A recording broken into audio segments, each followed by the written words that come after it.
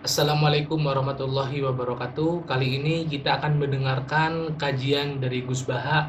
Maka dari itu bisa bagi teman-teman sekalian untuk mendengarkan kajian dari Gus Baha ini sambil ngopi atau dengan hal-hal yang lain agar rileks dan ilmu masuk atau bisa kita pahami. Mari kita bersama-sama menyimak kajian dari Gus Baha. Bismillahirrahmanirrahim. Makanya saya berkali-kali guyon. Makanya tradisi ulama-ulama NU, ulama-ulama pesantren, ya ada hanya NU, pokoknya ulama-ulama alim. Itu kalau ada orang mati, orang nakal gitu mati, ini saya gitu. Itu hadirin mesti gak terima. Wah, api nanti orang nakal. Tapi dipaksa sama kiainya, saya gitu. Lama-lama dipaksa. Saya gitu. Padahal yang hati ini kiai, wis ra iso maksiat meneh, wis saya gitu. Karena dengan mati berarti saya sudah tidak bisa maksiat lagi. Jadi Nabi melihat hidup dan mati itu segampang itu.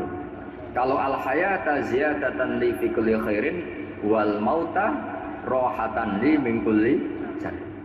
Coba kita ke depan itu kan ada potensi zina, potensi korupsi, potensi maksiat. Yang bisa menghentikan potensi itu apa coba? Mati ya, udah pintar.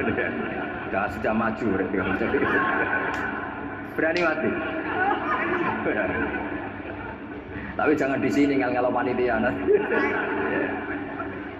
Artinya yang selama ini kita risau dengan kematian, dengan apa? Nabi ngajari kita tadi. Allahumma ja'alil hayata ziyadatan li fi kulli khairin wal mauta rohatan li min kulli syarr. Ya Allah, jadikan hidup ini sebagai bekal menambah kebaikan, dan suatu saat kalau saya mati, semoga itu akhir dari segala keburukan. Jadi artinya Nabi itu ngajari kita itu positif terus. Sama seperti ulamanya tadi. Nak lagi rukun mbek tonggo ya sanggep ae kanca keapian. Nak nenengan ben ra utang ngoten. Dadi pokoke penak terus itu. Nak bojo lagi ngamuk alhamdulillah gak ngajak blonjo. Nak pas rukun ya alhamdulillah kok lagi rukun. Jadi gampang semua. Makanya ada seorang alim itu ngendikan begini, ada yang tanya. Saya tuh dulu ketika kaya, teman saya sering main ke saya. Setelah saya miskin, nggak ada teman-teman yang ke saya. Dikira si Habib ini kebetulan orangnya Habib, itu mendukung keluhan dia. Ternyata enggak. Si orang alim itu bilang gini, malah bagus tuh gitu. Kowe wis melarat buruhe wong. Ya sudah kamu miskin, buruhnya orang lain. Misalnya tukang manol di pasar atau tukang becak. Kemudian teman-teman kamu datang, malah kamu malu tuh jadi tontonan. Bagus kalau mereka lupa, pas kamu miskin tidak ada yang lihat kata. Jadi apa ya, dianggap enteng saja itu. Akhirnya orang ini nggak jadi ngeluh. Selama ini kan kita ngeluh ya, ketika miskin teman-teman nggak datang. Coba kalau mereka datang pas kamu buruh bikin foto di orang lain, mantan bos buruh, malu nggak? Milih datang kepada? Nggak lah, sudah bener itu. Jadi ulama dulu itu makanya sering baca biar tahu solusi hidup. Jadi ulama dulu itu gampang sekali melihat kehidupan itu, gampang sekali, indah, gampang. Sekarang tuh enggak. Orang itu cara berpikir nuruti nafsu, itu yang bahaya. Makanya Quran kritik ara'aita man ittakhadha ilahahu hawa. Orang yang cara berpikir itu nuruti hawa nafsu. Kalau zaman Nabi, zaman sahabat, zaman ulama itu enggak seperti itu. Sehingga cara berpikir itu mudah. Makanya kata Nabi, absyiru ya ma'syarul muslimin, kata. Kamu harus senang ya ma'syarul muslimin. Allah sekarang buka pintu langit yang sebelumnya enggak pernah dibuka. Dan Allah yubahi bikum malaikatah, dan Allah membanggakan kamu kepada para malaikatnya. Kenapa? Umatnya Muhammad, umatnya Rasulullah Muhammad SAW itu kalau sampean kepengen mati setiap saat itu baik, itu resepnya gampang kata Nabi. Addu faridotan wantadzoru ukhra. Jadi Allah memberitahu, ya Muhammad, umatmu ini luar biasa. Jadi misalnya tadi kita sholat subuh, ditanya, Bahak kamu sekarang ngapain? Nunggu sholat duhur ya. Setelah sholat duhur ditanya lagi, nunggu apa asar. Sehingga faman kana hijratuhu ila Allah wa rasulih fa hijratuhu ila Allah. Jadi kalau ya sudah ini tak ijazahkan, kalau setelah sholat subuh nunggu apa? Duhur. Setelah duhur nunggu. Sehingga ketika kita mati itu statusnya penunggu sholat. Tapi kamu kan enggak miskin, kenapa? Penunggu kaya. Nah, itu enggak masuk surga ya, Pak. penunggu kemapanan. Berarti kan menunggu sesuatu yang seleranya nafsu. Beda kalau penunggu sholat. Berarti kamu di dunia menunggu ritual ibadah. Maka di antara ijazahnya Nabi apa? Addu faridotan wantazuru ukhra, melakukan satu fardu, kemudian kita menunggu tugas berikutnya. Jadi niati saja setelah subuh nunggu apa? Duhur. Setelah duhur, meskipun kita di perapatan, apa? Nunggu asar. Tapi ya asar betul, jangan nunggu tok pas asar enggak. Jadi sebetulnya umat ini gampang sekali. Jadi di antara kebanggaan Allah, yubahi itu Allah bangga dengan malaikatnya adalah umat ini adalah addu faridotan wantazuru ukhra, melakukan satu fardu kemudian menunggu fardu. Dari mengkhidmati kampus, ingin mengkhidmati masyarakat, dari satu masyarakat lokal Semarang menjadi sampai sekarang sampai Banjarmasin terus gitu. Dari satu tugas ke tugas yang lah. Makanya Islam diajarkan setelah satu tugas selesai, faida faruh tafan. Jadi sehingga hidup kita itu dinamis, dari satu kebaikan menunggu kebaikan lain, dari satu kebaikan menunggu, sehingga hidup kita ngapain? Nunggu satu kebaikan. Ini sudah masuk faman kana hijratuhu ila Allah wa rasulih fa hijratuhu ila Allah wa rasulih. Sehingga orang bayangkan kalau kita direkam Allah, Gusti kula ampun mati nak dereng sugih. Wis melarat puluhan tahun, sakit, nunggu sesuatu sing sifatnya nafsu, kepengin sugih. Sugih tok aja cukup. Tahu buruan wong sing tahu ngenyek ndekne lho, itu kan urung-urung wis dendam. Saya belum mau mati sebelum kaya dan burukan orang yang pernah melecehkan saya. Wis ngono akhirnya mati urung sugih. Berarti wis fakir matine hasud. Mau itu ngenes dunia akhirat kan kira-kira saya. Kamu santai aja kalau fakir berarti meringankan hisab karena ada banyak harta. Yang mau dihisab papanya enggak punya apa-apa. Jadi saya mohon sekali ya, Islam itu mengawal kebahagiaan. Sebab itu sampai bahagia itu menjadi perintah Islam, kul bi fadlillah wa bi rahmati fa bidzalika falyafrahu. Karena dengan bahagia bitaat diharapkan orang Islam itu tidak bahagia atau cari kesenangan lewat jalur maksiat. Sehingga ciri utama wali apa? Ala inna auliya Allahi la khaufun alaihim wa lahum yahzanun. Sehingga ulama dulu itu rileks-rileksnya, termasuk yang saya ceritakan tadi, Imam Ahmad, Imam Syafi'i, itu melihat apa saja rileks. Ya tadi kalau disenangi orang ya barokah, punya kawan kebaikan. Nak dineng ya barokah dineng di gedingi tonggo rada utang, ngeranjuk tulung gitu. Jadi rileks saja. Masyhur itu Imam Syafi'i ngendikan, waman asa'a ilaika faqad atlaqaka. Orang yang berbuat buruk sama kamu, hakikatnya adalah membebaskan kamu. Atlaqo itu apa? Membebaskan. Enak gak jadi hidup gitu? Kalau kamu kan enggak, kok gedeng aku salahku apa? Malah kamu ujub dong, orang kok gak tahu salahnya. Kamu jadi suami, istrinya ngomel, kurang apa saya sebagai suami? Ya kurang banyak, enggak ganteng, enggak kaya, ada ini. Malah kalau diterangkan malah parah toh. Ya sudah rileks saja, kalau dia ngomel ya tadi, alhamdulillah dapat pahala tambah apa? Biaya. Terus ngomel kan butuh energi, paling yang enggak kuat 3 jam. Nanti juga berhenti apa? Sendiri. Terus ambil nilai positifnya, misalnya ngomel sama suaminya, bagus lah. Kalau ngomel sama tetangga malah kayak apa gitu aja. Udah. Jadi ulama dulu itu gampang sekali melihat hidup. Rasulullah ya gitu, melihat hidup tuh gampang saja. Ketika tanya, ya Aisyah apa ada sarapan? Tidak ada ya Rasulullah, ya sudah saya tak puasa. Jadi enteng saja. Kadang-kadang beliau ingin puasa, ya puasa sunat, ada sarapan nggak jadi puasa. Rileks. Nabi itu rileks. Kalau ngajari kebaikan juga rileks. Nah sekarang itu banyak orang yang karena mungkin kurang baca, Islam itu kayak menjadi aturan yang bengis, yang repot, yang mengekang. Itu tidak ada seperti itu. Yuridu wa bikumul yusra wala yuridu bikumul usra. Allah menghendaki agama ini mudah. Sehingga ada sahabat di Imami Mu'ad itu baca Baqarah. Sahabat ini pekerja petani, mufarokoh ditinggal. Ketika Mu'ad lapor, ya Rasulullah ini ada orang munafik, tengah-tengah sholat mufarokoh saya ditinggal. Yang disalahin itu tidak yang ninggal tapi Mu'ad. Afattanun anta ya Mu'ad, kami itu tukang fitnah. Masa ngimami petani pakai surat Baqarah? Jadi yang disalahkan ini imamnya. Kalau kamu jadi imam, sholatnya ya yang cepat. Makanya terus banyak orang kecepatan karena tadi. Jadi Nabi itu enteng sekali. Jadi apa ya? Nabi itu beda dengan yang kita bayangkan beda. Nabi pernah ngaji di masjid, kemudian ada tetangga lewat pakai cangkul ke kebun. Semua sahabat berutuh. Ini orang tidak benar. Ada Nabi ngaji ditinggal saja ke kebun tidak ikut ngaji. Jawabannya Nabi enggak. Itu bagus itu ikut sunnah saya. Kenapa ya Rasulullah? Dia kerjanya nyari halal. Dan untuk menghidupi keluarganya itu juga ajaran saya. Sehingga yang ngaji ya ajarannya Nabi, yang nggak ngaji karena kerja mencukupi keluarga juga ajarannya Nabi. Segampang itu. Oh, kalau kayaknya kamu kan, wos gak roh akhlak kan gitu. Nabi rileks saja nanggapin.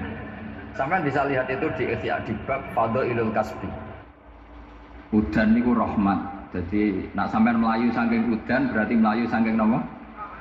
Rahmat. Cara berpikir niku udan niku rahmat. Terus termasuk tobat sing sah. Niku dawuh Imam Ghazali kon adus nganggo banyu udan sing ceblok langsung. Mergo nak liwat kenteng kadang kentenge iku hasil sumbangan proposal. Terus mun sing langsung mawon sing liwat plastik mun mboten mandi niku. Mboten mandi niku sing niku mau sama niku. Terus dulu di antara syarat tobat niku dawuh Imam Ghazali iku adus udan sing prawan, maksudnya sing asli ceblok saking pundi langit niku langsung sampean nombe. Nak tepak nggih tobat, nak mboten tepak nggih lara niku. Mergi asli. Terus kula matur nuwun sangat jenengan hormat teng Raden Asnawi. Beliau sekarang generasi keempat nggih, wonten sing generasi ketiga. Nasab kula kepanggih Raden Asnawi teng Asnawi sepuh. Terus Mbah Raden Asnawi gadah bah namine Abdullah Husnen, terus Ibu Ayu Sofia niku binti Asnawi sepuh. Kula buyut kula kandung damaran niku Hafsah binti Maksum bin Soleh bin Asnawi sepuh. Kenapa saya cerita zuriyah gitu? Terus satu peradaban. Ini bahasa Indonesia mau nggih? Kersane gaul. Satu peradaban itu yang bisa bangun itu zuriyah. Zuriyah itu komunitas gen. Meskipun nanti komunitas gen itu bisa disadap atau dibajak oleh orang-orang yang tidak gen. Jadi agak ilegal tapi itu sah. Karena sampean bisa misalnya kalah nasab sama saya, misalnya bilang nanti ketemu di Nabi Adam saja Gus gitu. Nanti pasti kita ketemu di siapa? Nabi Adam. Terus kedua, kekalahan nasab itu udah abadi, karena nanti selanjutnya ditanya di kuburan, bapak kamu siapa? Itu disuruh jawab Nabi siapa? Ibrahim. Terus kekalahan nasab sampean nanti berakhir di kuburan, karena nanti dijawab siapa bapak kamu, disuruh jawab siapa? Nabi Ibrahim. Jadi yang punya bapak Karmen apa itu sudah selesai, sudah nggak dipakai lagi. Nanti pakai siapa? Nabi siapa? Ibrahim. Nah, kenapa saya cerita bahwa nasab gen itu akan disatukan oleh satu visi ilmiah yang objektif. Gini ku dawuh Nabi Yusuf, wattaba'tu millata abai Ibrahim wa Ishaq wa Yaqub. Terus dawuh Nabi Yusuf, maka nalana an nusyrika billahi min syai'. Jadi saya ngikuti leluhur saya. Ini dengerin ya. Saya ngikuti leluhur saya, yaitu Nabi Yakub bin Ishaq bin Ibrahim. Leluhur saya itu siapa? Maka nalana an nusyrika billahi min syai', yaitu keluarga besar yang tidak pernah melakukan kemusyrikan. Ya, keluarga besar kami punya tradisi tidak pernah melakukan kemusyrikan. Dan bahkan itu dibahasakan tidak mungkin kita ini melakukan kemusyrikan. Maka nalana itu kira-kira kalau bahasa Indonesia itu kita ini tidak mungkin melakukan kemusyrikan. Nah, kenapa demikian? Itu berangkat dari logika yang permanen. Disebut yusabbitu Allahu alladziina aamanu bil qouli tsabiti fil hayatid dunya wa fil akhir. Logika permanen itu begini misalnya. Kita ini kan hidup dari bapak dari ibu terus sampai Nabi Adam. Kemudian setelah Nabi Adam ini berakhir, Kemudian kita mau tidak mau berpikir Nabi Adam itu siapa? Terus diterangkan ternyata Nabi Adam itu satu makhluk hidup yang mulanya dari tanah. Lewat wahyu Allah, lewat titah Allah kun kemudian jadi manusia yang bernama Adam. Sebelum Adam ada bumi, ada langit, ada cakrawala macam-macam. Kemudian itu kita rumuskan lagi, asal usulnya adalah tidak ada. Adamiyun makhdun. Akhirnya kita tahu bahwa alam raya ini diwujudkan setelah dari tidak ada. Nah tentu terus kita berpikir, dari tidak ada menjadi ada itu pasti penyebabnya adalah sesuatu yang ada. Nah yang ada itu disebut wajibil wujud. Karena wajibil wujud ini wujud sendiri, nggak ada saingannya. Karena Allah Allah ada dan tidak ada pesaingnya. Maka kita ini berpikir nggak mungkin ada kekuatan manapun yang menyamai Allah. Sehingga nggak ada Yesus mungkin menyamai Allah, nggak ada Fir'aun, nggak ada Lata, nggak ada Uzza. Makanya disebut maka nalana an nusyrika billahi min syai'. Kita ini tidak mungkin melakukan kemusyrikan. Sama nggak usah tanya saya, Gus, tapi orang menjadi musyrik itu kan mungkin. Jawabannya itu tetap nggak mungkin. Kemusyrikan itu satu teori yang nggak mungkin. Tapi kalau orang musyrik itu mungkin. Memang akan diulang. Tapi karena kita kenal Raden Asnawi itu dari sisi ilmiah, punya banyak kitab beliau. Mungkin saya termasuk pernah dulu yang membawa kitab beliau banyak ke Korea. Saya itu beli pesolatan tuh bukan 1-2 sampai 2 kerdus, 3 kerdus. Itu mulai dulu, mulai saya nyai sampai sekarang. Tak bawa ke Sragen, ke Solo Tigo, termasuk tak bawa ke Korea. Jadi mungkin ya ini GR saya ngaji di sini itu barokahnya jualan pesolatan. Tapi bukan jualan yang cari laba enggak, karena tak gratiskan, tapi itu dagang akhirat lah kira-kira gitu. Jadi kalau saya masuk neraka kita era pantas, bakul pesolatan kok masuk neraka gitu, kayak itu nggak pantas itu. Karena saya termasuk orang ya yang cara berpikir itu optimis. Dulu di sini ada orang alim alama namanya Raden Asnawi. Terus kemudian sejarah agak berpolemik, ada yang mengatakan beliau itu muridnya Syekh Nawawi, ada yang mengatakan tidak. Apapun itu yang saya yakini adalah beliau ya saling istifadah lah, saling bermanfaat bagi Syekh Nawawi Banten. Saya punya catatan sejarah banyak tentang Raden Asnawi karena guru-guru kita itu akan ketemu di Syekh Nawawi Banten. Yaitu kita tahu misalnya saya ngaji Mbah Mun ngaji Mbah Zubair misalnya ngaji Syekh Fakih Mas Kumambang, ngaji Mbah Mahfud, terus ngaji Sayyid Abi Bakar Sato, terus ngaji Sayyid Zaini Tahlan. Kalau keluarga sini mungkin misalnya Gus Hafid, Mbah Niam, Mbah Zuhri, terus Raden Asnawi. Raden Asnawi kita tahu nikah dari istri mudanya Syekh Nawawi, yaitu Nyai Hamdana. Saya sering diceritani Mbah Mun, terus Nyai Hamdana punya anak yang namanya Zuhriyah dari Syekh Nawawi. Kemudian setelah dinikahi Raden Asnawi punya anak namanya Zuhri, Minan, Niam, terus sampai ke Gus Hafid itu, Hafid bin Niam. Kenapa saya cerita ini? Karena kealiman itu adalah sesuatu yang dibanggakan Allah. Imam Amudi itu ulama ahli matematika. Jadi ada ulama itu ahli matematika. Dia nggak pernah ngajarkan pesolatan, zakat, sholat, tapi dia ngajar matematika. Kemudian dari matematika itu beliau menjadi ahli tauhid. Sehingga nanti Mungkar Nakir itu nggak akan tanya dia marabbuka wa manabuka, karena dia punya rencana. Yang ngajar tauhid itu saya. Jadi kalau dia malaikat akan marabbuka, pangeran kamu itu siapa? Malaikat malah dilawan. Kamu pernah ngajar tauhid? Saya ini guru tauhid. Singkat cerita, saking keramatnya Imam Amudi, kata Allah, ya Amudi, presentasikan ilmu tauhid yang lewat jalur matematika ke semua malaikat saya. Semua malaikat saya tahu cara berpikir matematis. Karena malaikat itu imannya itu iman mauhibah, karena dia malaikat, ya iman karena tahu neraka, tahu surga, terus dia iman. Kalau kita enggak, kita iman tuh pakai logika, jadi lebih keren. Loh betul.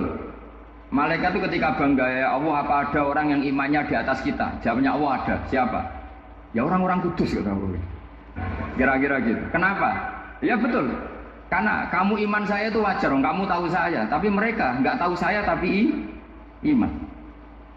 Kenapa bisa iman ya Allah? Karena mereka punya logika, punya akal.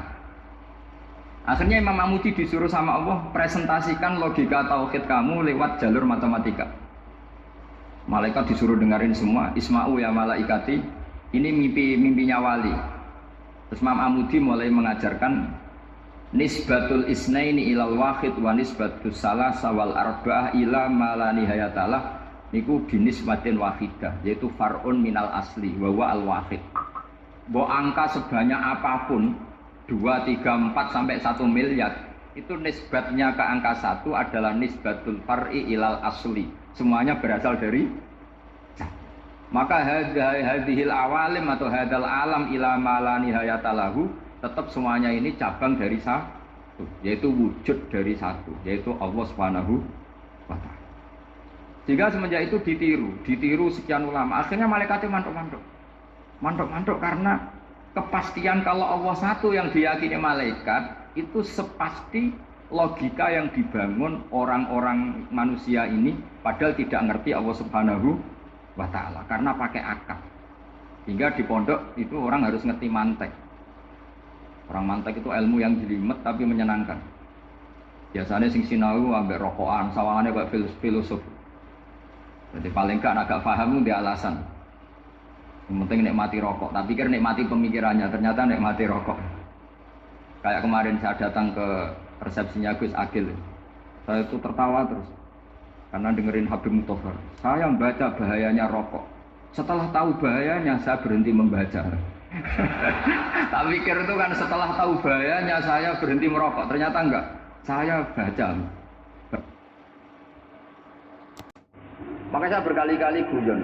Makanya tradisi ulama-ulama NU, ulama-ulama pesantren, ya ada hanya NU, pokoknya ulama-ulama alim. Itu kalau ada orang mati, orang nakal gitu mati, ini saya gitu. Itu hadirin mesti gak terima. Wah, api enang itu yang wakal. Tapi dipaksa sama kiainya, saya gitu. Lama-lama dipaksa. Saya gitu. Padahal yang hatinya kiai, wis ra iso maksiat meneh wis saya gitu. Karena dengan mati berarti saya sudah tidak bisa maksiat lagi. Jadi Nabi melihat hidup dan mati itu segampang itu. Kalau al-hayata ziyadatan li fi kulli khairin wal mauta rohatan li min kulli syarr. Coba kita ke depan itu kan ada potensi zina, potensi korupsi, potensi maksiat.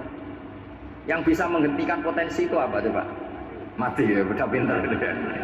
Sudah maju berarti. Berani mati. Tapi jangan di sini ngel-ngelo panitia. Artinya yang selama ini kita risau dengan kematian, dengan apa? Nabi ngajari kita tadi. Allahumma ja'alil hayata ziyadatan li fi kulli khairin wal mauta rohatan li min kulli syarr. Ya Allah, jadikan hidup ini sebagai bekal menambah kebaikan dan suatu saat kalau saya mati, semoga itu akhir dari segala keburukan.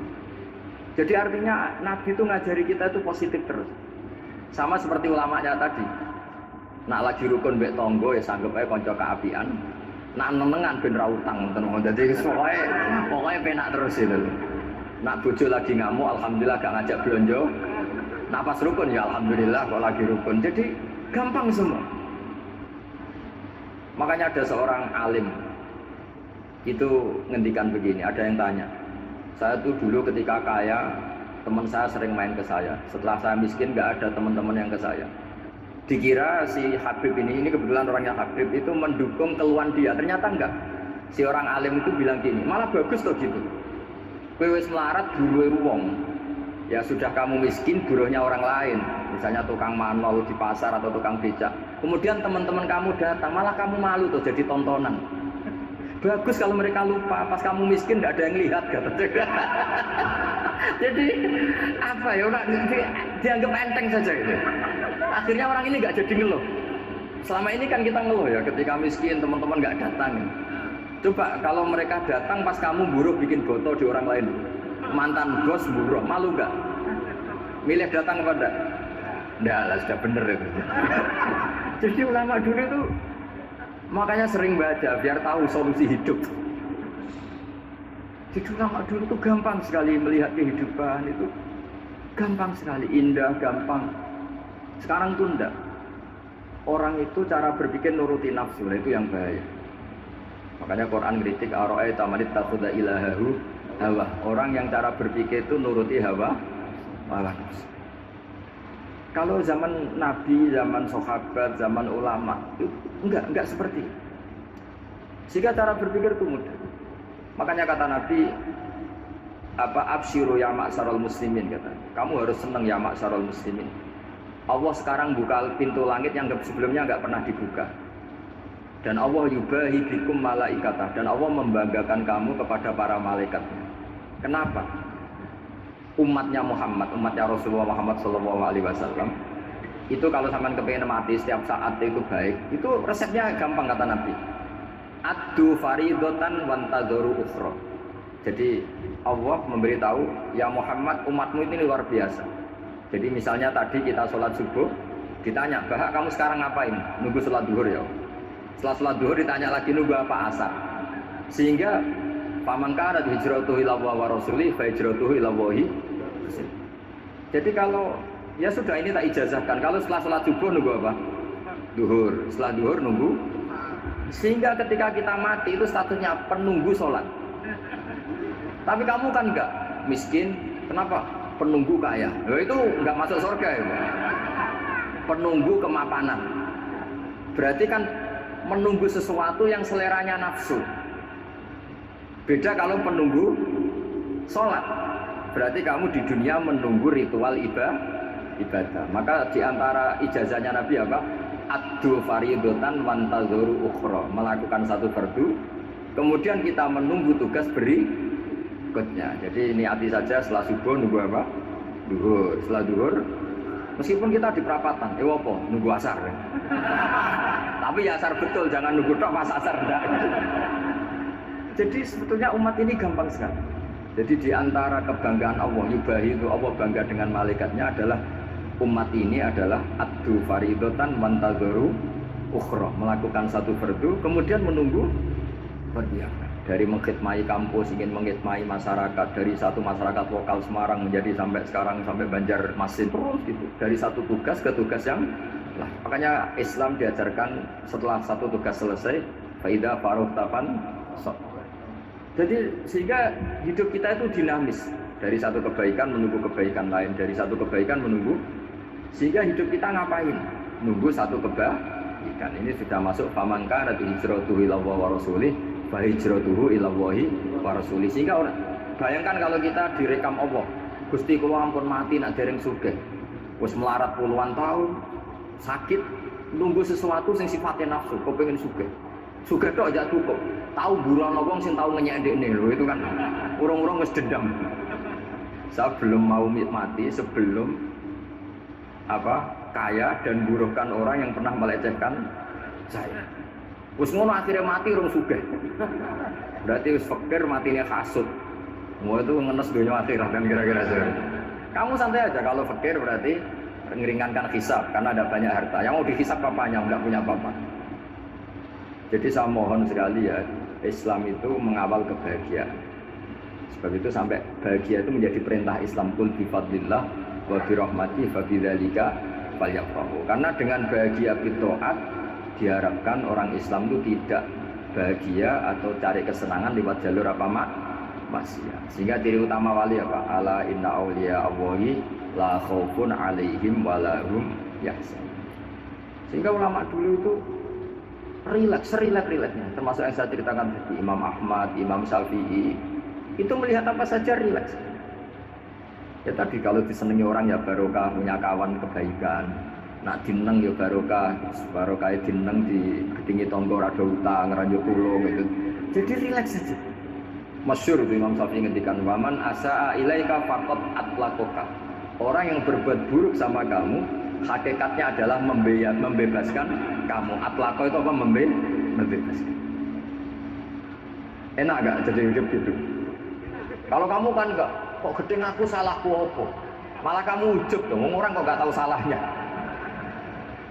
Kamu jadi suami, istrinya ngomel, kurang apa saya sebagai suami? Ya kurang banyak, tidak ganteng, tidak kaya, ada ini. Malah kalau diterangkan malah parah toh. Ya sudah rileks saja, kalau dia ngomel ya tadi, alhamdulillah dapat pahala tambah apa? Dia. Terus ngomel kan butuh energi, paling yang tidak kuat 3 jam. Nanti juga berhenti apa? Sendiri. Terus ambil nilai positifnya, misalnya ngomel sama suaminya, bagus lah. Kalau ngomel sama tetangga malah kayak apa gitu aja udah. Jadi ulama dulu itu gampang sekali melihat hidup. Rasulullah ya gitu, melihat hidup tuh gampang saja. Ketika tanya, ya Aisyah apa ada sarapan? Tidak ada ya Rasulullah, ya sudah saya tak puasa. Jadi enteng saja. Kadang-kadang beliau ingin puasa, ya puasa sunat, ada sarapan nggak jadi puasa. Rileks. Nabi itu rileks. Kalau ngajari kebaikan juga rileks. Nah sekarang itu banyak orang yang karena mungkin kurang baca, Islam itu kayak menjadi aturan yang bengis, yang repot, yang mengekang. Itu tidak ada seperti itu. Yuridu wa bikumul yusra wala yuridu bikumul usra. Allah menghendaki agama ini mudah. Sehingga ada sahabat di Imami Mu'ad itu baca Baqarah. Sahabat ini pekerja petani, mufarokoh ditinggal. Ketika Mu'ad lapor, ya Rasulullah ini ada orang munafik, tengah-tengah sholat mufarokoh saya ditinggal. Yang disalahin itu tidak yang ninggal tapi Mu'ad. Afat tanun anta ya Mu'ad, kami itu tukang fitnah. Masa ngimami petani pakai surat Baqarah? Jadi yang disalahkan ini imamnya. Kalau kamu jadi imam, sholatnya ya yang cepat. Makanya terus banyak orang kecepatan kan tadi.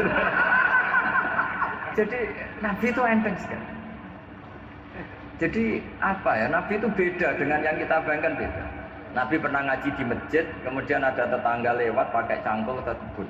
Semua sahabat gerutu. Ini orang tidak benar. Ada Nabi ngaji ditinggal saja ke kebun, tidak ikut ngaji. Jawabannya Nabi tidak. Itu bagus, itu ikut sunnah saya. Kenapa ya Rasulullah?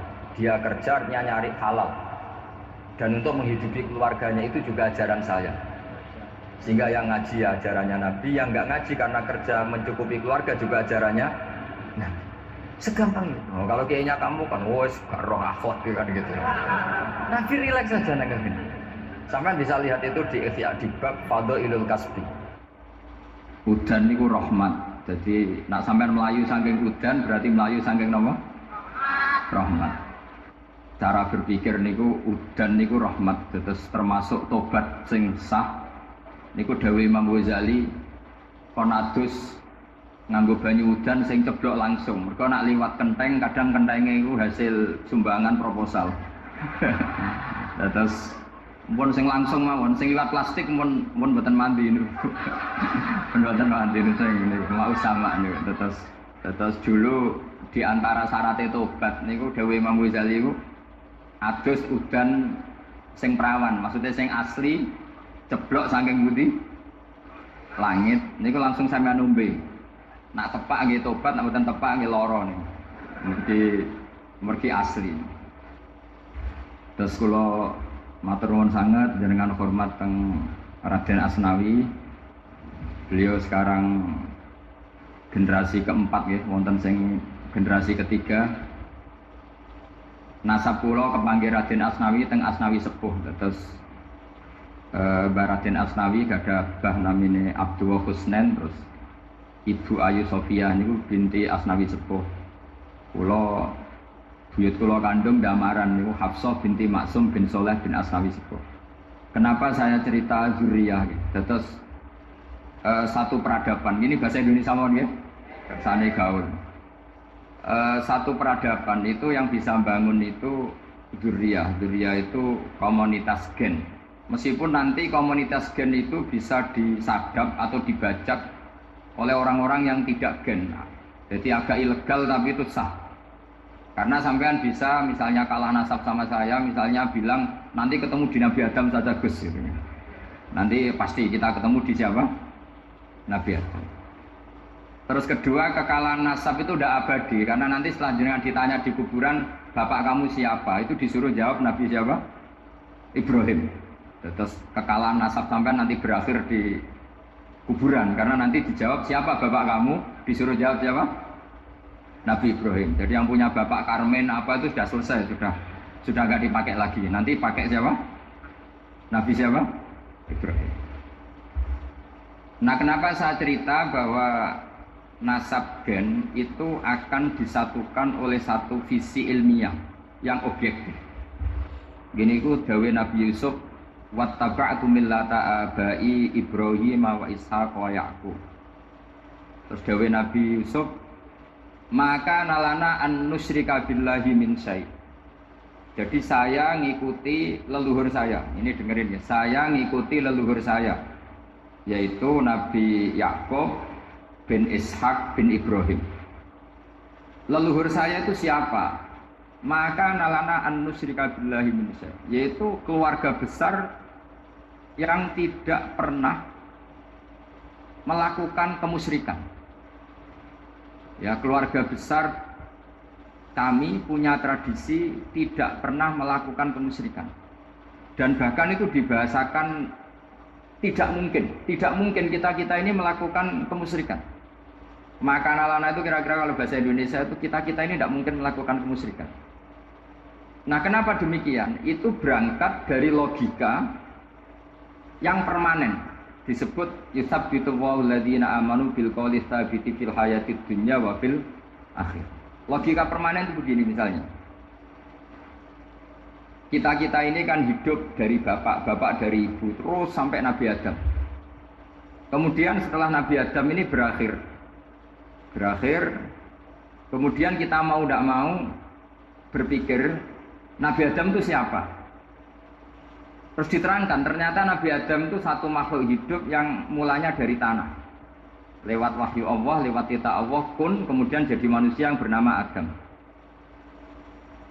Sebelum Adam ada bumi, ada langit, ada cakrawala macam-macam. Kemudian itu kita rumuskan lagi, asal usulnya adalah tidak ada.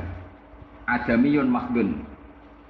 Akhirnya kita tahu bahwa alam raya ini diwujudkan setelah dari tidak ada. Nah, tentu terus kita berpikir dari tidak ada menjadi ada itu pasti penyebabnya adalah sesuatu yang ada. Nah, yang ada itu disebut wajibil wujud. Karena wajibil wujud ini wujud sendiri, nggak ada saingannya. Karena Allahu ala syai'amahu, Allah ada dan tidak ada pesaingnya. Maka kita ini berpikir nggak mungkin ada kekuatan manapun yang menyamai Allah. Sehingga nggak ada Yesus mungkin menyamai Allah, nggak ada Fir'aun, nggak ada Lata, nggak ada Uzza. Makanya disebut maka nalana an nusyrika billahi min syai'. Kita ini tidak mungkin melakukan kemusyrikan. Sama nggak usah tanya saya, Gus, tapi orang menjadi musyrik itu kan mungkin. Jawabannya itu tetap nggak mungkin. Kemusyrikan itu satu teori yang nggak mungkin. Tapi kalau orang musyrik itu mungkin. Memang akan diulang. Tapi karena kita kenal Raden Asy'ari itu dari sisi ilmiah, kita punya banyak kitab beliau. Mungkin saya termasuk pernah dulu yang membawa kitab beliau banyak ke Korea. Saya itu beli pesolatan tuh bukan 1-2 sampai 2 kerdus 3 kerdus. Itu mulai saya nyai sampai sekarang. Tak bawa ke Sragen, ke Solo Tigo, termasuk tak bawa ke Korea. Jadi mungkin ya ini GR saya ngaji di sini itu barokahnya jualan pesolatan. Tapi bukan jualan yang cari laba enggak, karena tak gratiskan, tapi itu dagang akhirat lah kira-kira gitu. Jadi kalau saya masuk neraka kita ora pantes wong bakul pesolatan kok masuk neraka gitu. Kayak itu enggak pantes itu. Karena saya termasuk orang ya yang cara berpikir itu optimis.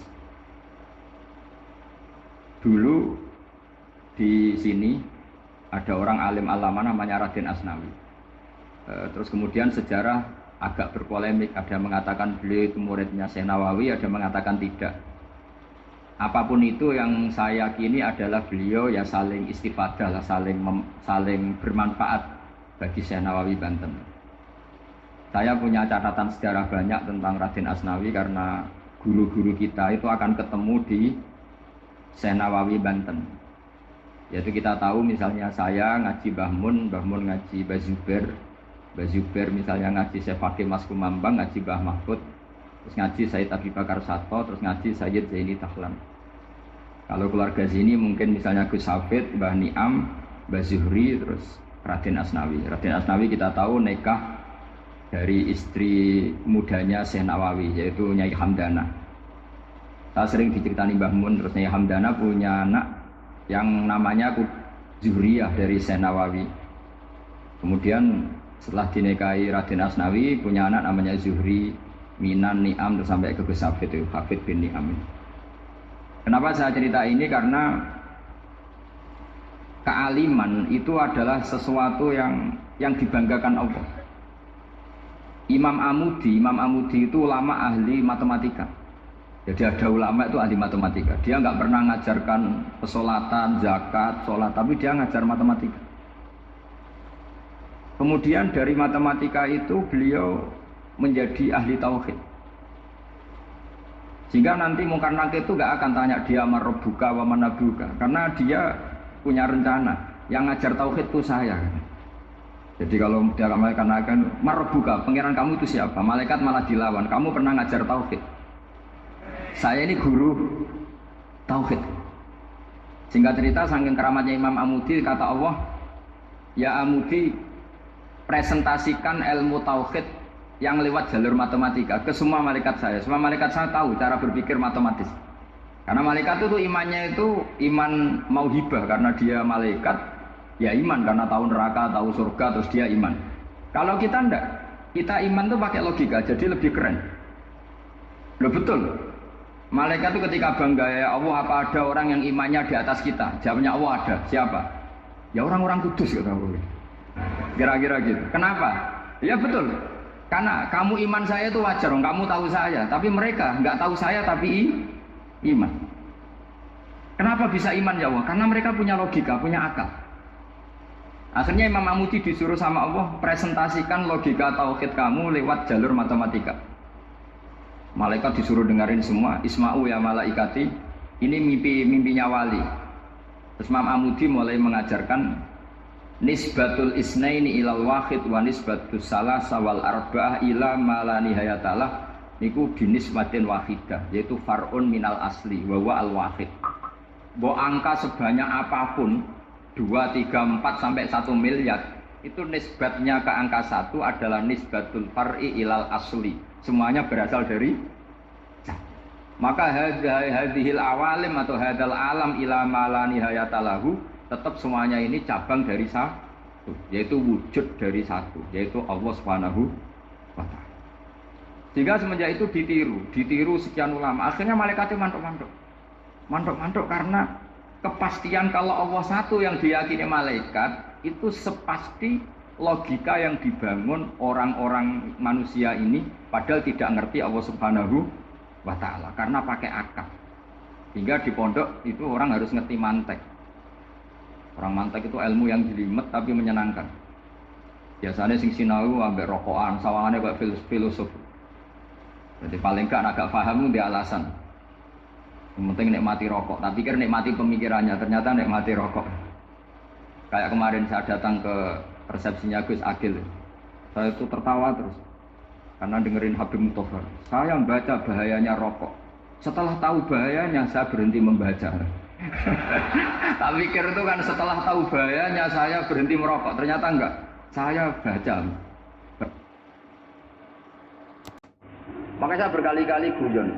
Makanya tradisi ulama-ulama NU, ulama-ulama pesantren, ya ada hanya NU, pokoknya ulama-ulama alim. Itu kalau ada orang mati, orang nakal gitu mati, ini saya gitu. Itu hadirin mesti gak terima. Wah, api enang itu ngomong wakal. Tapi dipaksa sama kiainya, saya gitu. Lama-lama dipaksa. Saya gitu. Padahal yang hati ini kiai, wis ra iso maksiat meneh, wis saya gitu. Karena dengan mati berarti saya sudah tidak bisa maksiat lagi. Jadi Nabi melihat hidup dan mati itu segampang itu. Kalau al-hayata ziyadatan li fi kulli khairin wal mauta rohatan li min kulli syarr. Coba kita ke depan itu kan ada potensi zina, potensi korupsi, potensi maksiat. Yang bisa menghentikan potensi itu apa coba? Mati ya, udah pintar gitu ya. Sudah maju berarti. Berani mati.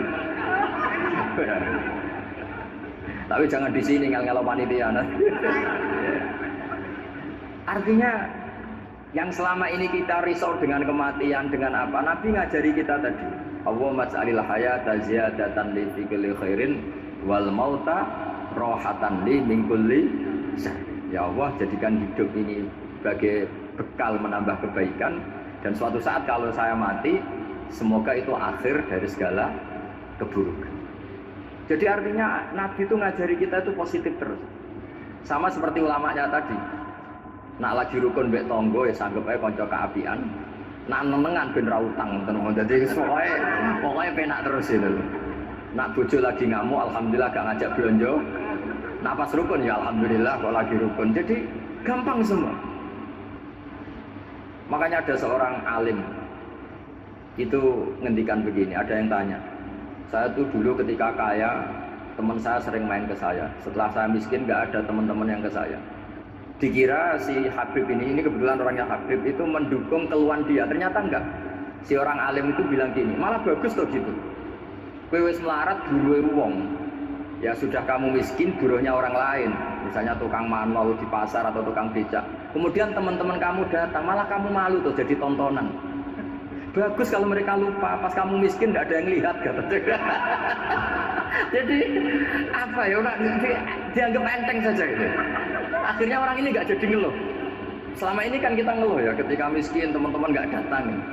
Coba kalau mereka datang pas kamu buruh bikin foto di orang lain, mantan bos buruh, malu nggak? Milih datang apa enggak? Nggak lah, sudah bener itu.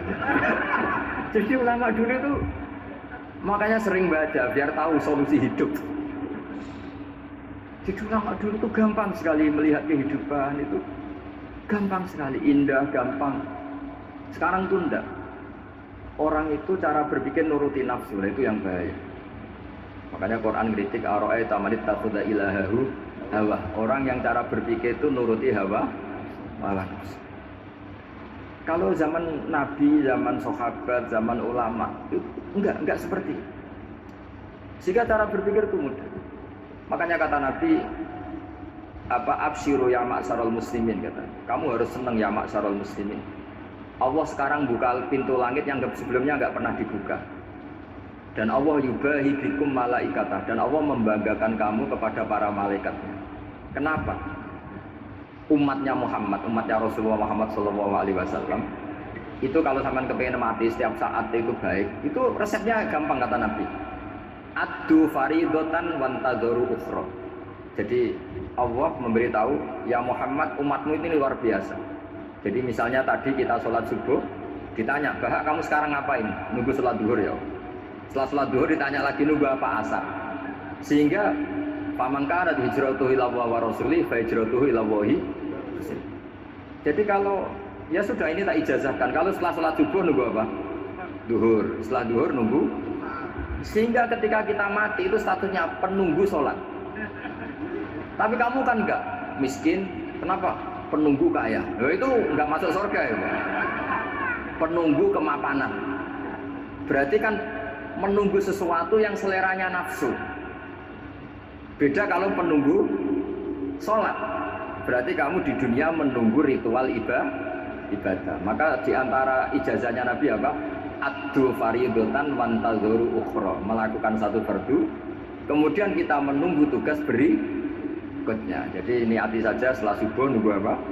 Duhur. Setelah duhur, meskipun kita di perapatan, apa? Nunggu asar. Tapi ya asar betul, jangan nunggu tok pas asar enggak. Jadi sebetulnya umat ini gampang sekali. Jadi di antara kebanggaan Allah, yubahi itu Allah bangga dengan malaikatnya adalah umat ini adalah addu faridotan wantazuru ukhra, melakukan satu fardu kemudian menunggu berdiakan. Dari mengkhidmati kampus, ingin mengkhidmati masyarakat, dari satu masyarakat lokal Semarang menjadi sampai sekarang sampai Banjarmasin terus gitu. Dari satu tugas ke tugas yang lah. Makanya Islam diajarkan setelah satu tugas selesai, faida faruhtafan sok. Jadi sehingga hidup kita itu dinamis, dari satu kebaikan menunggu kebaikan lain, dari satu kebaikan menunggu, sehingga hidup kita ngapain?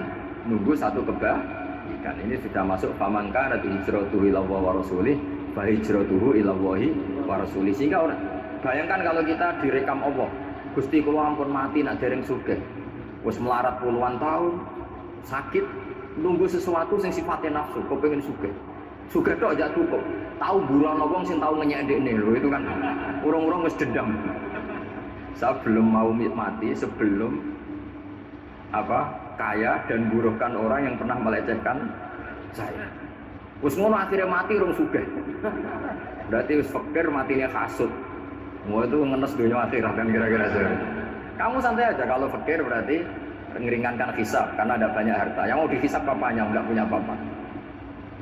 Jadi saya mohon sekali ya, Islam itu mengawal kebahagiaan. Sebab itu sampai bahagia itu menjadi perintah Islam, kul bi fadlillah wa bi rahmati fa bidzalika falyafrahu. Karena dengan bahagia bitaat diharapkan orang Islam itu tidak bahagia atau cari kesenangan lewat jalur maksiat. Sehingga ciri utama wali ala inna auliya Allahi la khaufun alaihim wa la hum yahzanun. Sehingga ulama dulu itu rileks-rileksnya, termasuk yang saya ceritakan tadi, Imam Ahmad, Imam Syafi'i, itu melihat apa saja rileks. Ya tadi kalau disenangi orang ya barokah, punya kawan kebaikan. Nak dineng ya barokah dineng di tinggi tonggo rada utang, rajo tulung gitu. Jadi rileks saja. Masyhur itu Imam Syafi'i ngendikan waman asaa ilaika faqad atlaqaka. Orang yang berbuat buruk sama kamu, hakikatnya adalah membebaskan kamu. Atlaqo itu apa? Membebaskan. Enak gak jadi hidup gitu? Kalau kamu kan enggak, kok gedeng aku salahku apa? Malah kamu ujub dong, orang kok enggak tahu salahnya. Kamu jadi suami, istrinya ngomel, kurang apa saya sebagai suami? Ya kurang banyak, enggak ganteng, enggak kaya, ada ini. Malah kalau diterangkan malah parah toh. Ya sudah rileks saja, kalau dia ngomel ya tadi, alhamdulillah dapat pahala tambah apa? Dia ya. Terus ngomel kan butuh energi, paling yang tidak kuat 3 jam. Nanti juga berhenti apa? Sendiri. Terus ambil nilai positifnya, misalnya ngomel sama suaminya, bagus lah. Kalau ngomel sama tetangga malah kayak apa gitu aja udah. Jadi ulama dulu itu gampang sekali melihat hidup.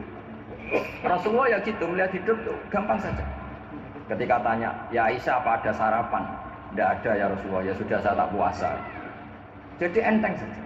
Kadang-kadang beliau ingin puasa, ya puasa sunat, ada sarapan nggak jadi puasa. Rileks.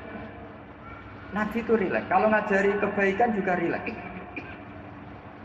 Nah sekarang itu banyak orang yang karena mungkin kurang baca, Islam itu kayak menjadi aturan yang bengis, yang repot, yang mengekang. Itu tidak seperti itu. Yuridu wa bikumul yusra wala yuridu bikumul usra. Allah menghendaki agama ini mudah. Sehingga ada sahabat di Imami Mu'ad itu baca Baqarah. Sahabat ini pekerja petani, mufarokoh ditinggal. Ketika Mu'ad lapor, ya Rasulullah ini ada orang munafik, tengah-tengah sholat mufarokoh saya ditinggal. Yang disalahin itu tidak yang ninggal tapi Mu'ad. Afattanun anta ya Mu'ad, kami itu tukang fitnah. Masa ngimami petani pakai surat Baqarah? Jadi yang disalahkan ini imamnya. Kalau kamu jadi imam, sholatnya ya yang cepat. Makanya terus banyak orang kecepatan karena tadi. Jadi Nabi itu enteng sekali. Jadi apa ya? Nabi itu beda dengan yang kita bayangkan beda. Nabi pernah ngaji di masjid, kemudian ada tetangga lewat pakai cangkul ke kebun. Semua sahabat berutuh. Ini orang tidak benar. Ada Nabi ngaji ditinggal saja ke kebun, tidak ikut ngaji. Jawabannya Nabi tidak. Itu bagus, itu ikut sunnah saya. Kenapa ya Rasulullah? Dia kerjanya nyari halal. Dan untuk menghidupi keluarganya itu juga ajaran saya. Sehingga yang ngaji ya ajarannya Nabi, yang nggak ngaji karena kerja mencukupi keluarga juga ajarannya Nabi. Segampang itu. Oh, kalau kayaknya kamu kan, wes gak roh akhwat kan gitu. Nabi rileks saja nengok ini. Sampai bisa lihat itu di Ihya di bab Fadhailul Kasbi. Udan niku rahmat. Jadi nak sampean melayu saking udan berarti melayu saking napa? Rahmat. Cara berpikir niku udan niku rahmat. Terus termasuk tobat sing sah. Niku dawuh Imam Ghazali konatus nganggo banyu udan sing ceblok langsung. Mergo nak liwat kenteng kadang kentenge iku hasil sumbangan proposal. Terus Mun sing langsung mawon, sing liwat plastik mun mboten mandi niku. Mboten mandi niku sing niku mau sama niku. Terus dulu di antara syarat tobat niku dawuh Imam Ghazali niku adus udan sing prawan, maksudnya sing asli ceblok saking pundi langit niku langsung sampean nombe. Nak tepak nggih tobat, nak mboten tepak nggih lara niku. Mergi asli. Terus kula matur nuwun sangat dengan hormat teng Raden Asnawi. Beliau sekarang generasi keempat nggih, wonten sing generasi ketiga. Nasab kula kepanggih Raden Asnawi teng Asnawi sepuh. Terus Mbah Raden Asnawi gadah bah namine Abdul Husnen, terus Ibu Ayu Sofia niku binti Asnawi sepuh. Kula buyut kula kandung damaran niku Hafsah binti Maksum bin Soleh bin Asnawi sepuh. Kenapa saya cerita zuriyah gitu? Terus satu peradaban. Ini bahasa Indonesia mohon nggih. Kersane gaul. Satu peradaban itu yang bisa bangun itu zuriyah. Zuriyah itu komunitas gen. Meskipun nanti komunitas gen itu bisa disadap atau dibajak oleh orang-orang yang tidak gen. Jadi agak ilegal tapi itu sah. Karena sampean bisa misalnya kalah nasab sama saya, misalnya bilang nanti ketemu di Nabi Adam saja Gus gitu. Nanti pasti kita ketemu di siapa? Nabi Adam. Terus kedua, kekalahan nasab itu udah abadi karena nanti selanjutnya ditanya di kuburan, bapak kamu siapa? Itu disuruh jawab Nabi siapa? Ibrahim. Terus kekalahan nasab sampean nanti berakhir di kuburan karena nanti dijawab siapa bapak kamu, disuruh jawab siapa? Nabi Ibrahim. Jadi yang punya bapak Karmen apa itu sudah selesai, sudah nggak dipakai lagi. Nanti pakai siapa? Nabi siapa? Ibrahim. Nah, kenapa saya cerita bahwa nasab gen itu akan disatukan oleh satu visi ilmiah yang objektif. Gini ku dawe Nabi Yusuf, wattaba'tu millata abai Ibrahim wa Ishaq wa Yaqub. Terus dawe Nabi Yusuf, maka nalana an nusyrika billahi min syai'. Jadi saya ngikuti leluhur saya. Ini dengerin ya. Saya ngikuti leluhur saya, yaitu Nabi Yakub bin Ishaq bin Ibrahim. Leluhur saya itu siapa? Maka nalana an nusyrika billahi min syai', yaitu keluarga besar yang tidak pernah melakukan kemusyrikan. Ya, keluarga besar kami punya tradisi tidak pernah melakukan kemusyrikan. Dan bahkan itu dibahasakan tidak mungkin kita ini melakukan kemusyrikan. Maka nalana itu kira-kira kalau bahasa Indonesia itu kita ini tidak mungkin melakukan kemusyrikan. Nah, kenapa demikian? Itu berangkat dari logika yang permanen. Disebut yusabbitu Allahu alladziina aamanu bil qouli tsabiti fil hayatid dunya wa fil akhir. Logika permanen itu begini misalnya. Kita ini kan hidup dari bapak dari ibu terus sampai Nabi Adam. Kemudian setelah Nabi Adam ini berakhir, kemudian kita mau tidak mau berpikir Nabi Adam itu siapa? Terus diterangkan ternyata Nabi Adam itu satu makhluk hidup yang mulanya dari tanah. Lewat wahyu Allah, lewat titah Allah kun, kemudian jadi manusia yang bernama Adam. Sebelum Adam ada bumi, ada langit, ada cakrawala macam-macam. Kemudian itu kita rumuskan lagi, asal usulnya adalah tidak ada. Adamiyun makhdun. Akhirnya kita tahu bahwa alam raya ini diwujudkan setelah dari tidak ada. Nah, tentu terus kita berpikir dari tidak ada menjadi ada itu pasti penyebabnya adalah sesuatu yang ada. Nah, yang ada itu disebut wajibil wujud. Karena wajibil wujud ini wujud sendiri, nggak ada saingannya. Karena Allahu wala syai'amahu, Allah ada dan tidak ada pesaingnya. Maka kita ini berpikir nggak mungkin ada kekuatan manapun yang menyamai Allah. Sehingga nggak ada Yesus mungkin menyamai Allah, nggak ada Fir'aun, nggak ada Lata, nggak ada Uzza. Makanya disebut maka nalana an nusyrika billahi min syai'. Kita ini tidak mungkin melakukan kemusyrikan. Sama nggak usah tanya saya, Gus, tapi orang menjadi musyrik itu kan mungkin. Jawabannya itu tetap nggak mungkin. Kemusyrikan itu satu teori yang nggak mungkin. Tapi kalau orang musyrik itu mungkin. Memang akan dibuat. Tapi karena kita kenal Raden Asnawi itu dari sisi ilmiah, punya banyak kitab beliau. Mungkin saya termasuk pernah dulu yang membawa kitab beliau banyak ke Korea. Saya itu beli pesolatan tuh bukan 1-2 sampai 2 kerdus, 3 kerdus. Itu mulai dulu, mulai saya nyai sampai sekarang. Tak bawa ke Sragen, ke Solo Tigo, termasuk tak bawa ke Korea. Jadi mungkin ya ini GR saya ngaji di sini itu barokahnya jualan pesolatan. Tapi bukan jualan yang cari laba enggak, karena tak gratiskan, tapi itu dagang akhirat lah kira-kira gitu. Jadi kalau saya masuk neraka kita era pantas, bakul pesolatan kok masuk neraka gitu, kayak itu nggak pantas ini. Karena saya termasuk orang ya yang cara berpikir itu optimis. Dulu di sini ada orang alim alama namanya Raden Asnawi. Terus kemudian sejarah agak berpolemik, ada yang mengatakan beliau itu muridnya Syekh Nawawi, ada yang mengatakan tidak. Apapun itu yang saya yakini adalah beliau ya saling istifadah lah, saling bermanfaat bagi Syekh Nawawi Banten. Saya punya catatan sejarah banyak tentang Raden Asnawi karena guru-guru kita itu akan ketemu di Syekh Nawawi Banten. Yaitu kita tahu misalnya saya ngaji Mbah Mun ngaji Mbah Zubair misalnya ngaji Syekh Fakih Mas Kumambang, ngaji Mbah Mahfud, terus ngaji Sayyid Abi Bakar Sato, terus ngaji Sayyid Zaini Tahlan.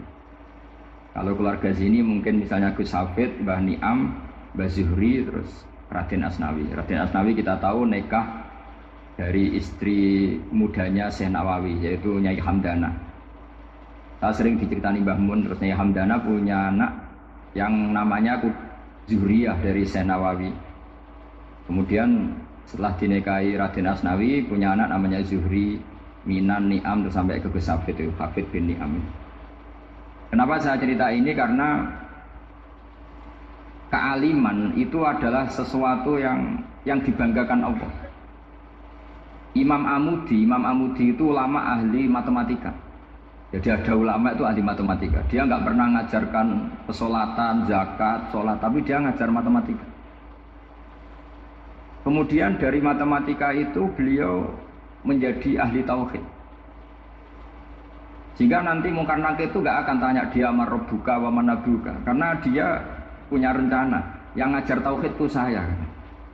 Jadi kalau dia akan marabbuka, pangeran kamu itu siapa? Malaikat malah dilawan. Kamu pernah ngajar tauhid? Saya ini guru tauhid. Singkat cerita, saking keramatnya Imam Amudi, kata Allah, ya Amudi, presentasikan ilmu tauhid yang lewat jalur matematika ke semua malaikat saya. Semua malaikat saya tahu cara berpikir matematis. Karena malaikat itu imannya itu iman mauhibah, karena dia malaikat, ya iman karena tahu neraka, tahu surga, terus dia iman. Kalau kita enggak, kita iman tuh pakai logika, jadi lebih keren. Loh betul. Malaikat itu ketika bangga, ya Allah, apa ada orang yang imannya di atas kita? Jawabnya Allah ada. Siapa? Ya orang-orang kudus, kata Allah. Kira-kira gitu. Kenapa? Ya betul. Karena kamu iman saya itu wajar, kamu tahu saya, tapi mereka nggak tahu saya tapi iman. Kenapa bisa iman ya Allah? Karena mereka punya logika, punya akal. Akhirnya Imam Amudi disuruh sama Allah presentasikan logika tauhid kamu lewat jalur matematika. Malaikat disuruh dengerin semua, Isma'u ya malaikati, ini mimpinya wali. Terus Imam Amudi mulai mengajarkan nisbatul isnaini ilal wahid wa nisbatus salasa wal arba'ah ila ma la nihayatalah niku binisbatin wahidah, yaitu far'un minal asli wa huwa al wahid. Mbok angka sebanyak apapun 2, 3, 4 sampai 1 miliar itu nisbatnya ke angka 1 adalah nisbatul far'i ilal asli. Semuanya berasal dari maka hadhil awalim atau hadal alam ila ma la nihayatalahu, tetap semuanya ini cabang dari satu, yaitu wujud dari satu, yaitu Allah Subhanahu wa ta'ala. Sehingga semenjak itu ditiru sekian ulama. Akhirnya malaikatnya mantuk-mantuk karena kepastian kalau Allah satu yang diyakini malaikat itu sepasti logika yang dibangun orang-orang manusia ini padahal tidak ngerti Allah Subhanahu wa ta'ala karena pakai akal. Hingga di pondok itu orang harus ngerti mantek. Orang mantek itu ilmu yang jelimet tapi menyenangkan. Biasanya sing sinau ambek rokokan, sawangane kok filosof. Jadi paling gak agak paham dia alasan. Yang penting nikmati rokok, tapi pikir nikmati pemikirannya, ternyata nikmati rokok. Kayak kemarin saya datang ke resepsinya Gus Agil. Saya itu tertawa terus. Karena dengerin Habib Mutohar. Saya membaca bahayanya rokok. Setelah tahu bahayanya, saya berhenti membaca. Tak pikir itu kan setelah tahu bahayanya, saya berhenti merokok. Ternyata enggak. Saya baca.